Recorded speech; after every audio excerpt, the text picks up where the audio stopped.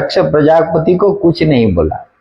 और धर्म यही है, धर्म क्या कहता है? सर्वेशम अविरोधेन ब्रह्म कर्म समारंभे। जब ब्रह्म सत्र हो रहा था, जैसे पिता का कार्य करना हो, कन्या का विवाह देना हो, कोई भी शुभ कर्म यज्ञ आदि करना हो, तो सबका आदेश लो, सबसे विवाद मिटा लो, किसी के साथ विवाद नहीं होनी चाहिए। हाँ, सर्वेशम अविरोधेन, कोई विरोध नहीं रहना रहे।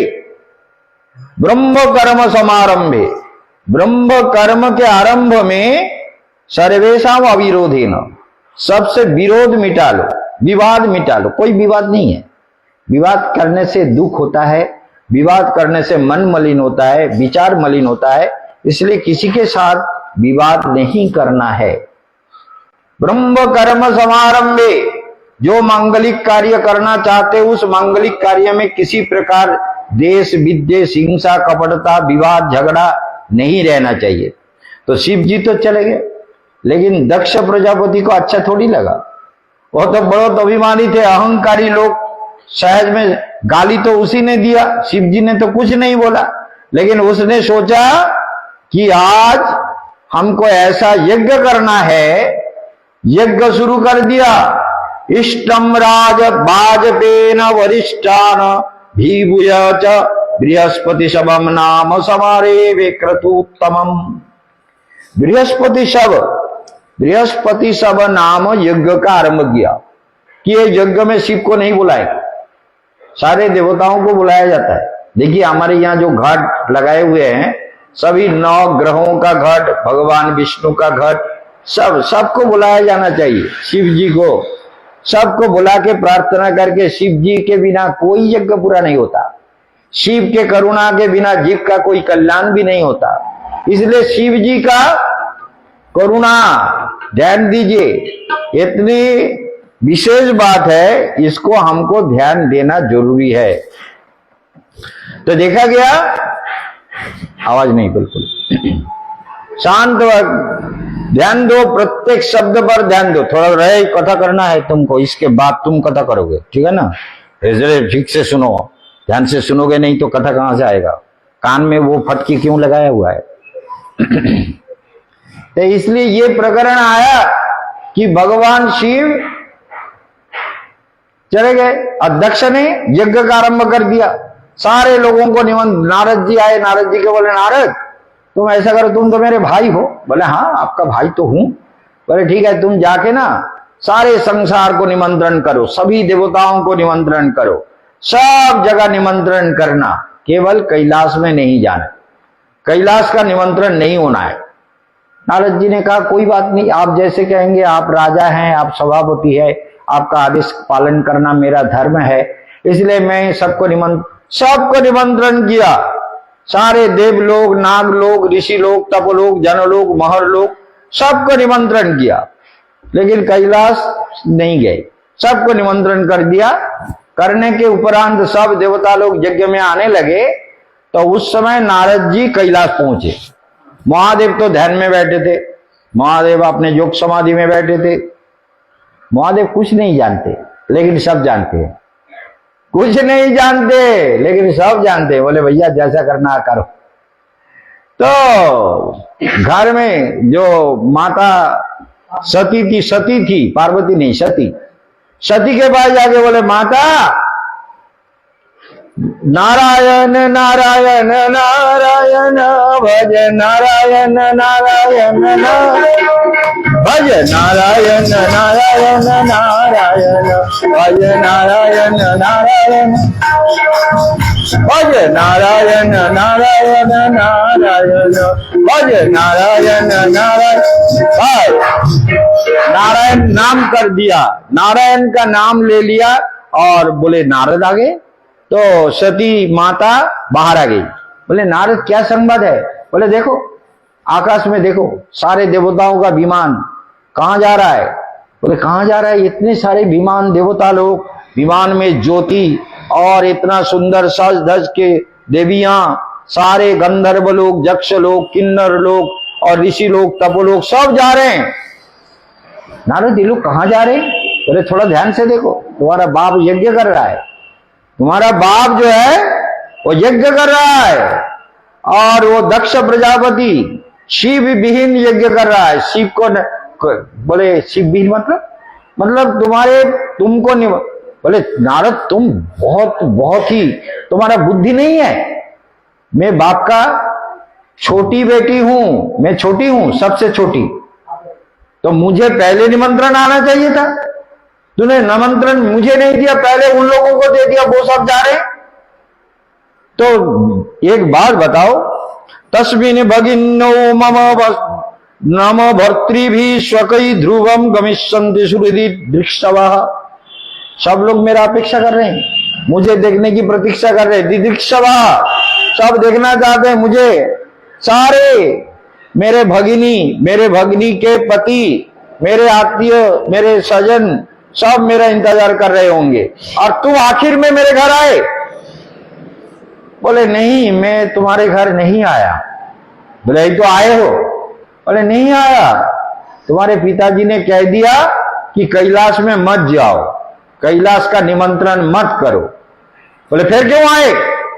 बोले वही बात बोलने के लिए आया, तुम्हारे बाप ने जो कह दिया कि कैलाश को मत बोलो, वही बोलने के लिए आया। तुम्हारे लिए जो निमंत्रण মানে কৈলাসকে নিমন্ত্রণ করো না বলে দিয়েছে, তো ওইটা বলবার জন্য এসেছে। বুঝতে পেরেছো? মনে থাকবে তো, শোনাবা তো। कैलाश को बोले कैलाश में निमंत्रण करने के लिए माना किया ना, वही बात बोलने के लिए आ गया।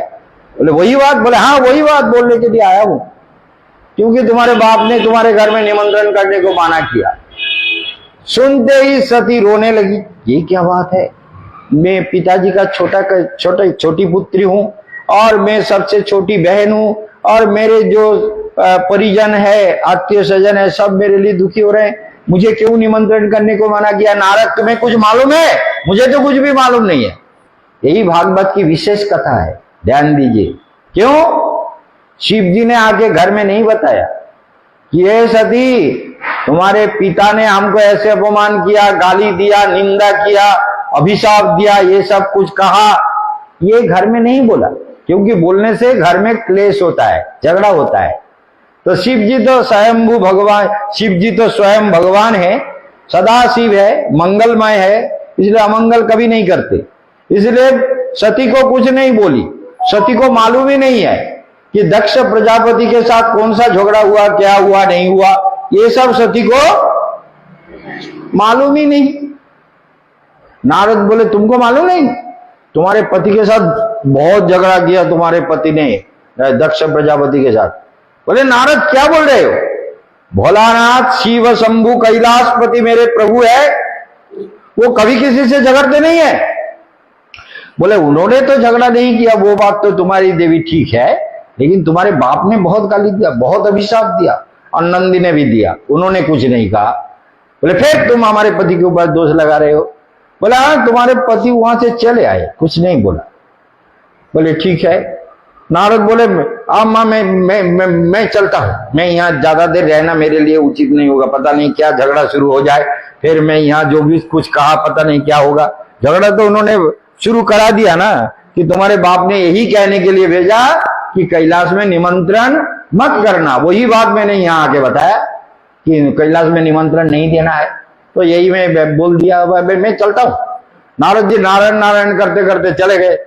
अब चले तो गए, लेकिन सती व्याकुल हो गई कि सारे आसमान, सब आसमान में सारे देवताओं का दिव्य रथ, दिव्य ज्योतिपुंज, दिव्य प्रकाश फैले हुए हैं, सब जा रहे हैं। कहां? दक्ष प्रजापति के वहां, दक्ष यज्ञ स्थान में जाकर कर हमने ये कथा आप लोगों को सुनाया कि नहीं? सुनाया ना? अंखल में दक्ष यज्ञ स्थल में हमने सबको सुनाया कि नहीं? अगले ये सुनाया, बार बार सुनाते, जितने बार जाते हैं वहां दक्ष की कथा सुनाते हैं। सारे देवता आ गए, सारे देवता आ रहे हैं, लेकिन सती और शिव के पास जाके बोले प्रभु प्रभु प्रभु। शिव ने धन, हाँ सती क्या कुछ बोलना चाहती हो? बोले मुझे बाप के घर जाना है, पिताजी के घर मायके में जाना, मायके जाना है। बोले जाओ, चले जाओ, मुझे ध्यान करने दो। जाओ तो अच्छा है, नहीं रहोगे तो और अच्छा ध्यान कर पाएंगे, अच्छी तरह से ध्यान होगा। समझ गए ना? तो घर में पत्नी रहती है तो थोड़ा ख्याल रखना पड़ता है। अब तुम चले जाओगे तो मैं अच्छी तरह से ध्यान कर पाऊंगा, तुम जाओ। बोले नहीं जाऊंगा, नहीं जाऊंगी मैं। बोले नहीं जाऊंगी? अभी तो कह रहे थे हमको मायके जाना है। अभी बोले नहीं जाऊंगी। बोले क्यों नहीं जाओगे? बोले नहीं, देखो आगे आसमान की तरफ देखो, सारे देवताओं को निमंत्रण किया, सब जा रहे हैं, और कैलाश में निमंत्रण नहीं दिया। नारद ने आके कहा कैलाश को निमंत्रण से बिल्कुल अलग रख दिया, तो फिर क्यों जाओगे? बोले मेरा मन व्याकुल हो रहा है, सारे लोग, सारे देवता, सारे मेरे जो और जो बहन है, उनके पति है, और जो घर के परिजन कुटुंब लोग हैं, सब वहां आनंद कर रहा है, और सभी मेरे लिए इंतजार कर रहे हैं।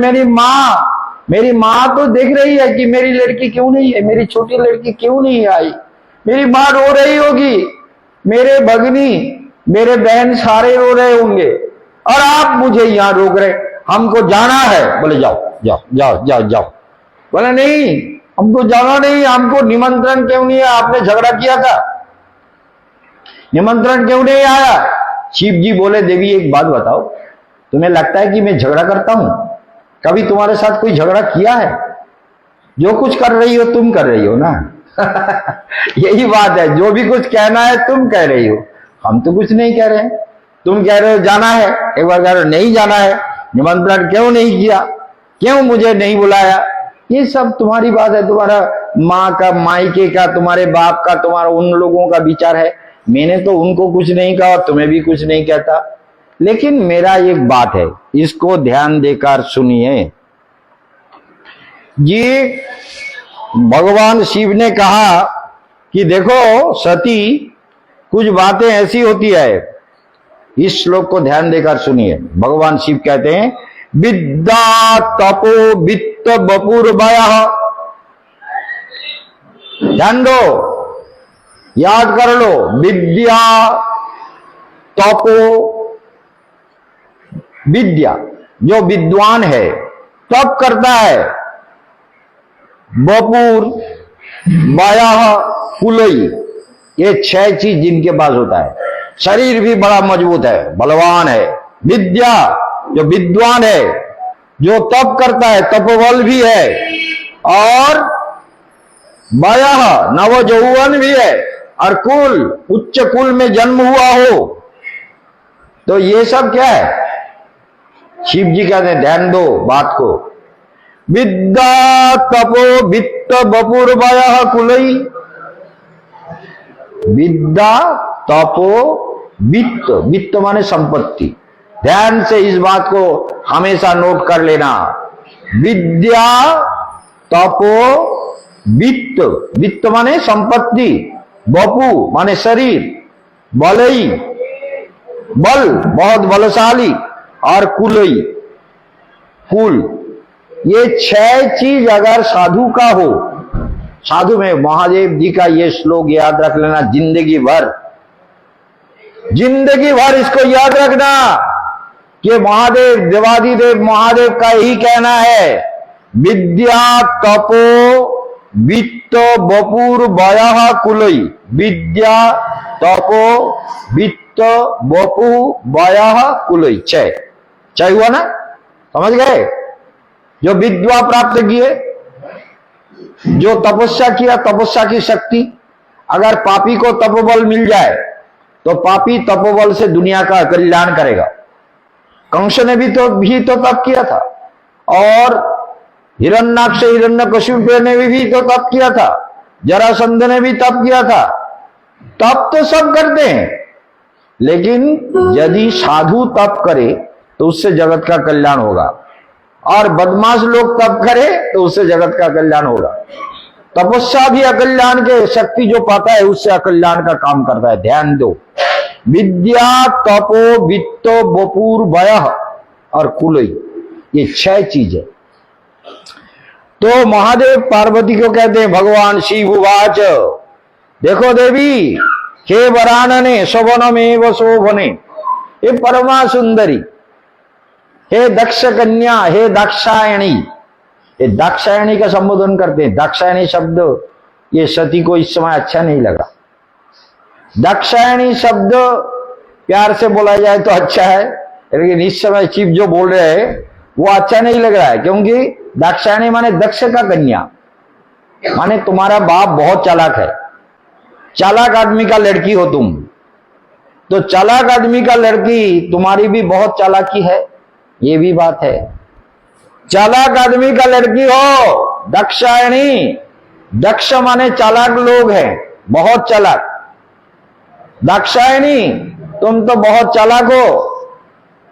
तो इसलिए देखो, ये विद्या तपो वित्त बपु बाया कुलई, इस बात को हमेशा याद रखना है। कभी कभी हम भी ये श्लोक भूल जाते हैं तो हमें दुख होता है।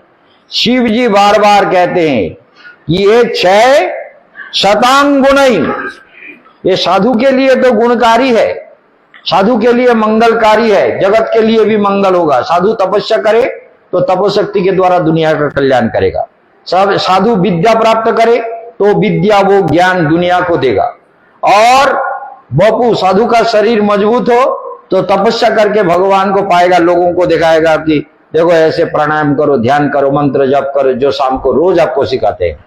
और कुलई, उच्च कुल में जन्म हो तभी वो उसके द्वारा भी जगत का कल्याण करते हैं। तो साधु में ये है वित्त, साधु के पास बहुत पैसा हो तो दुखी दरिद्रों का सेवा करते हैं। बाया कुलई, तो इसलिए साधु का वित्त, साधु ऐश्वर्य केवल परोहित तरे। ध्यान दीजिए, साधु का ऐश्वर्य किसके लिए है? साधु ऐश्वर्य केवल परोहित तरे। साधु का जितना भी संपत्ति होता है दूसरों के कल्याण के लिए ही वो करते हैं और सबके लिए ही करना चाहते हैं। जैसे बहुत से लोग अकाउंट में गीता यज्ञ के लिए पैसे भेज रहे हैं, बहुत कुछ भेजने का कह रहे हैं कि हम ये देंगे वो देंगे, जो देगा देगा, नहीं देगा नहीं देगा। तो साधु के पास ऐश्वर्य आएगा तो जगत में बहुत सारा कल्याण होगा, पैसे के द्वारा कल्याण कार्य करेंगे। और दुनिया के लोग पैसे के द्वारा अपना भोग सामग्री का जुटाएंगे और भोग सामग्री को जो जुटाते जुटाते मर जाएंगे, लेकिन अच्छा काम नहीं होगा। इसलिए कहते हैं, महादेव कहते हैं, देवी तुम्हारे बाप के पास ये सब है, विद्या है, तप है और वित्त भी है, क्योंकि सभापति है देवताओं का सभापति। वित्त माने संपत्ति, बहुत सारी संपत्तियां हैं और शरीर भी सुंदर है और कुल भी अच्छा है। ब्रह्मा जी का मानस पुत्र है दक्ष प्रजापति, ब्रह्मा जी का पुत्र है तो अच्छे कुल में, ब्रह्मा जी का अच्छे कुल में जन्म हुआ है तो अच्छा कुल है, अच्छा वय है, सब कुछ सुंदर है, लेकिन उसकी बुद्धि अच्छी नहीं है, उसकी भावनाएं अच्छी नहीं है। इसलिए इसको जो भी कुछ मिला है, विद्या तपः बपुर बाया वित्त कुलई, जो भी कुछ मिला वो सब दुनिया के लिए दुखदाई हुआ। आप तुमको एक बात बता दूं, दक्ष शिव जी कहते हैं कि देखो मायके में लड़की का हमेशा अधिकार होता है। मायके में बाप के घर लड़की का अधिकार तो होता ही है। लक्ष्मी घर, लड़की जो है घर की लक्ष्मी होती है, घर की लक्ष्मी है, उसका सम्मान उसका अधिकार कभी नहीं छीनना चाहिए। लड़की घर की लक्ष्मी है, बहुत अच्छी बात है। फिर बोले देखो, लेकिन अगर विशेष उत्सव में निमंत्रण नहीं किया गया तो उसका कोई विशेष कारण होगा। बोले कारण तो है ही है, आपने मेरे बाप के साथ झगड़ा किया। बोले फिर वही बात, मैंने कोई झगड़ा नहीं किया। बोले हाँ जो भी हुआ हो, लेकिन मुझे जाने का आज्ञा दीजिए। बोले मैं आज्ञा नहीं दे सकता, तुम जा सकती हो, तुम्हारी इच्छा है तुम जाओ, हम तुम्हें माना नहीं करेंगे, हम माना नहीं करेंगे, बाधा नहीं डालेंगे, तुम जाओ, लेकिन जो होगा अच्छा नहीं होगा।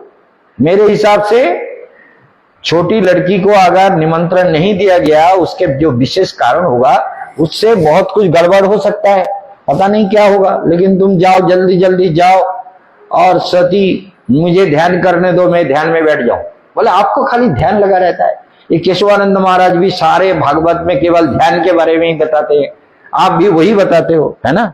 महाराज भी यही ध्यान के बारे में ही बताते सबको, ध्यान करो, ध्यान के बिना कुछ नहीं होगा। महादेव भी बोले जाओ जाओ जल्दी जाओ, हमको ध्यान करने दो, ध्यान में डिस्टर्ब मत करो, ये भी आपसे प्रार्थना है। लेकिन सती एक बार घर से निकाल रही है, फिर घर के अंदर जा रही है, क्या करें, शिव का अनुमति ठीक से नहीं मिला, पूरा अनुमति नहीं मिला, पता नहीं क्या होगा। गुस्से में सांस जोर जोर से चलता रहता है, तो गुस्से में और घर में आ रहा है जा रहा है, फिर कहा नहीं चलूं, तो एकदम जोर से चलने लगे। और साथ में महादेव ने कहा नंदी तुम भी जाओ, मां का क्या हो रहा है देखो। नंदी भी साथ में गई और जाके दक्ष प्रजापति के सभा में पहुंच गए। दक्ष प्रजापति जब सती को देखा तो बहुत गाली दिया, बहुत। दक्ष प्रजापति ने कहा तुम क्यों आई हो, तुम मेरी लड़की नहीं हो, तुम भूत प्रेत पिशाच को प्यार करने वाला शिव के गले में तुमने माला डाला, इसलिए तुम मेरे लड़की नहीं हो, तुमसे हमारा कोई संपर्क नहीं, तुम गलत हो, तुम अन्याय किए हो। सती को ना जाने क्या क्या बोलने लगे, तुम ऐसे शिव से शादी किया जो अशिव है, जो शिव नहीं है, जो अमंगल है, जो दुराचारी है, जो भस्म लेपन करता है, जो मुंड माला धारण करता है, हड्डियों का माला पहनता है, उसका कोई पवित्रता नहीं, उसके जो अनुयायी है सारे भूत प्रेत पिशाच है। शिव महाभयंकर है, घोर दर्शन है। शिव के लिए ना जाने क्या क्या गलत शब्द बोलने लगे, तो सती बहुत दुखी हुई। दुखी होकर के भगवान को स्मरण किया, बोले देखो पिताजी, इसीलिए शिव कह रहे थे दाक्षायणी, माने तुम्हारे बाप बहुत चालाक है, चालाक आदमी का लड़की, तुम भी बहुत चालाक हो। शिव जी इसीलिए मुझे ये कह रहे थे, आप मैं सहन नहीं कर सकते, मैं सहन नहीं कर सकती, मैं शिव निंदा को सहन नहीं करूंगी, मैं अपने शरीर को त्याग दूंगी। और दाक्षायणी सती वहां पर बैठ गए सभासद में, सबने हाहाकार हुआ, क्या भयंकर स्थिति है, ऐसे कैसे होगा। सारे लोग दुखी, यज्ञ स्थल में जो भी विद्वान थे, और ब्रह्मा विष्णु चले गए, महेश्वर का तो स्थान ही नहीं था, शिव जी का कोई आसन ही नहीं था, किंतु ब्रह्मा विष्णु ये दोनों चले गए झगड़ा देख करके। इनका काम था झगड़ा संभालना, लेकिन ये झगड़ा देख के चले गए। और सती बैठ गए, बैठ करके आपने योगाग्नि का प्रकट किया, योगाग्नि से सारे शरीर जलने लगे। और उधर नारद जी शिव जी के पास गए, बोले हे शिव शंभो, भयंकर अनर्थ हो गया। बोले क्या हो गया, क्या हो गया, मैं ध्यान कर रहा हूं, तुम यहां पर क्यों चिल्लाते नारायण नारायण करते करते, क्या बात है। बोले बात बहुत बड़ी है प्रभु, वहां सती मां ने योगाग्नि में अपने शरीर को जला दिया। बोले जला दिया तो जला दिया, हमने कहा था कि वहां जाने से अनर्थ होगा, तो हम क्यों क्या करें, हम क्या कर सकते हैं, तुम मेरे पास क्यों आए हो। बोले प्रभु ये बात नहीं है, सती मां का बहुत अपमान किया, आपको बहुत गाली दिया, आपका बहुत निंदा किया, आपके बारे में ना जाने क्या क्या कटु वचन बोले, ये सब सुन करके हमको बहुत दुख हुआ प्रभु, हम सहन नहीं कर सकते।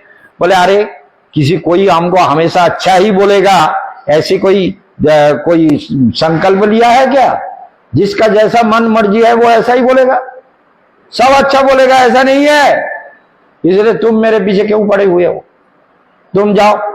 बोले प्रभु नारद को तो गुस्सा दिलाना था शिव को, क्योंकि ये जो भी विपद हुआ दक्ष प्रजापति को दंड देने के लिए ही ये सब बोल रहे थे, लेकिन शिव टस से मस नहीं हुए।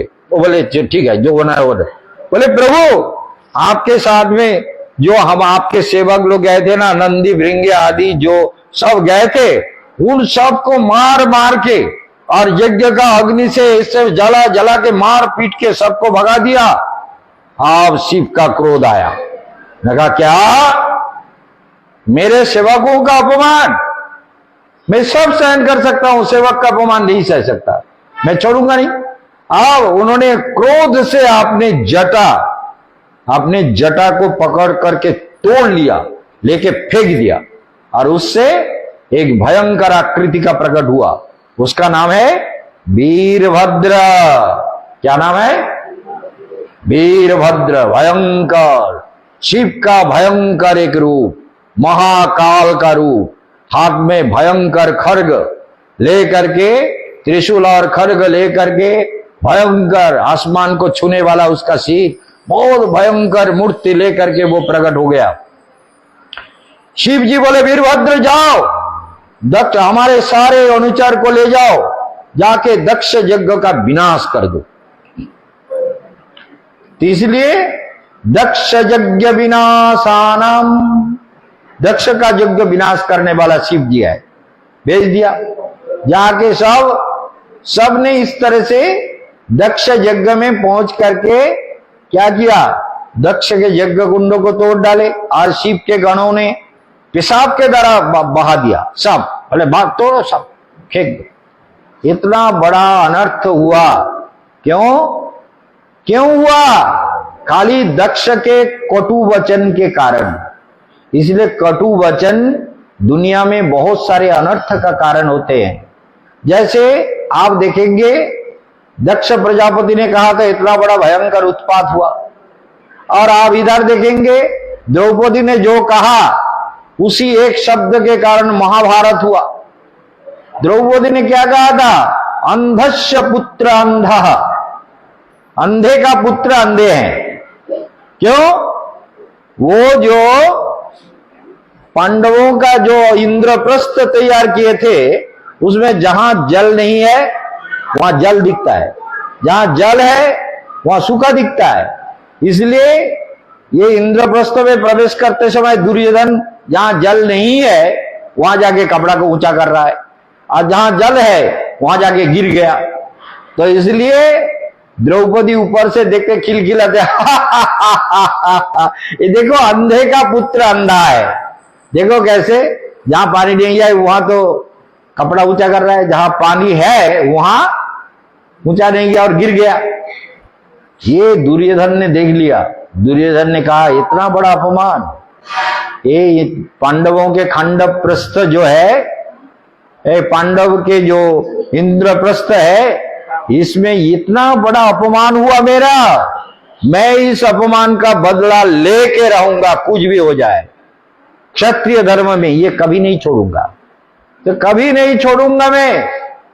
इसलिए इंद्रप्रस्थ सोच लीजिए, इस तरह से कौरवों का पांडवों का जो भयंकर युद्ध हुआ महाभारत, उसका भी कारण एक शब्द था। द्रौपदी का अपमान भी एक कारण था, लेकिन द्रौपदी के कठोर शब्द, ये कठोर शब्द दुर्योधन के कान में हमेशा घुसता था, अंधे का पुत्र अंधा। इसलिए कभी कटु वचन बोलने के लिए 1000 बार सोचो, ऐसा नहीं बोलना चाहिए जिससे दूसरे दुखी हो। और इसलिए ये विचार है। तो इसलिए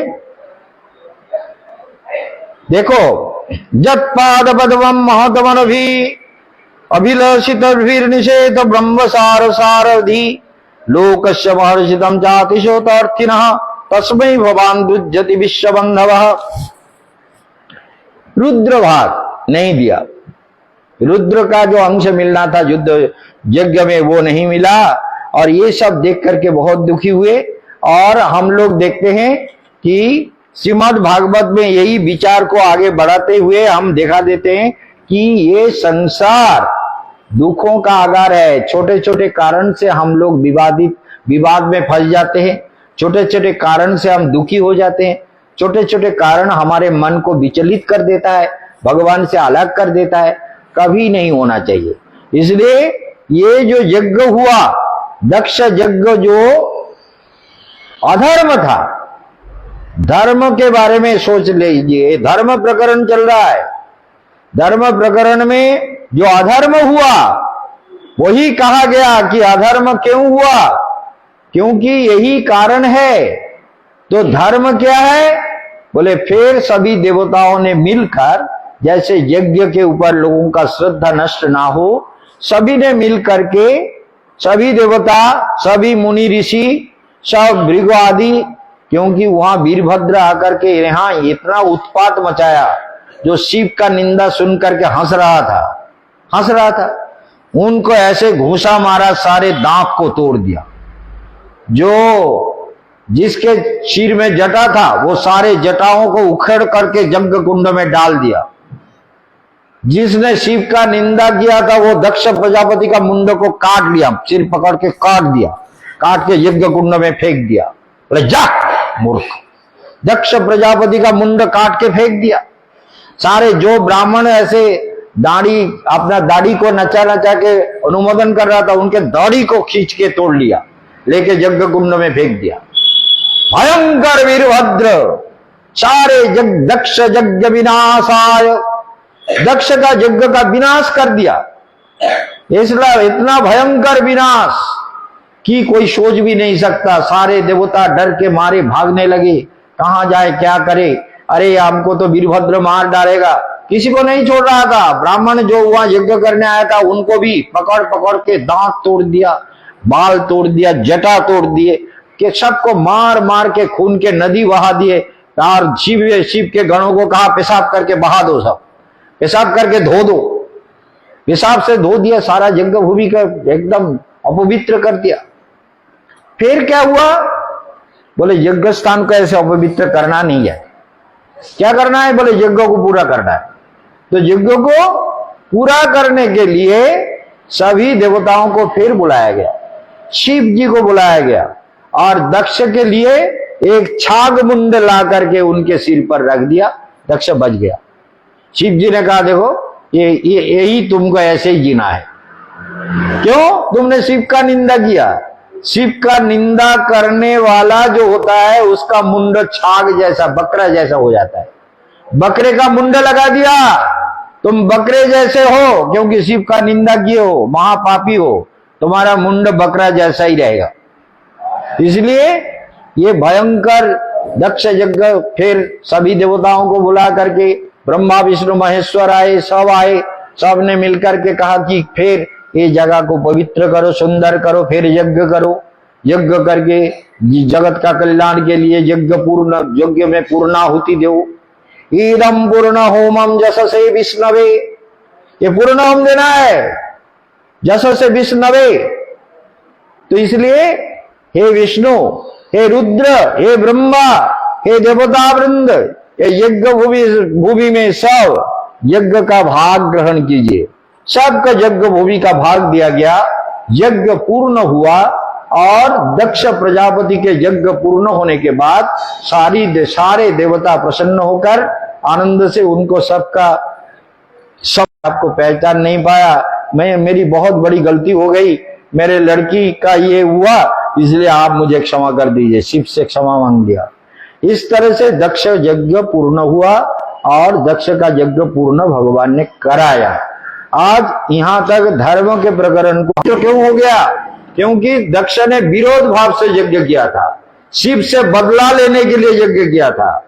ऐसे नहीं करना चाहिए। यज्ञ करो सबके मंगल के लिए, शिव से बदला लेने के लिए इतना बड़ा यज्ञ का आयोजन किया, जो यज्ञ पूर्ण नहीं हुआ और जो यज्ञ हमारे लिए हानिकारक हुआ, और फिर भगवान ने इसको पूर्ण किया सबके लिए। आज हम यहाँ समाप्त करना चाहेंगे। पूरा 10 बजा है, तो शाम को फिर 5 बजे प्रोग्राम होगा। सब लोग अच्छी तरह से प्रसन्न होकर के कीर्तन करिए। ओम शांति वंचा कल्पतरुभ्यश्च कृपा सिन्धुभ्यैव च पतितानां पावनेभ्यो वैष्णवेभ्यो नमो नमः।